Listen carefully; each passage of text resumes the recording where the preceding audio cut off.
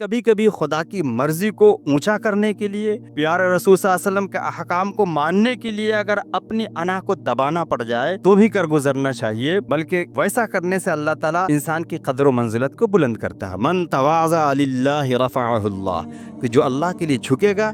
اللہ اسے سر بلند کرے گا۔ انسان کے تمام جھگڑوں میں جو جھگڑے ہوتے ہیں وہ اپنے حق کے لیے ہوتے ہیں، چاہے وہ حق زمین کا ہو، کسی چیز کے لیے جو جھگڑے ہوتے ہیں عموماً یہ ہے کہ میرا حق ہے۔ پیارے رسول صلی اللہ علیہ وسلم نے کہا، انا زعیم ببیت فی ربد الجنت من ترک المراء وان کان محقا، کہ میں اس شخص کے لیے جنت کے اطراف میں ایک محل گارنٹی دیتا ہوں جو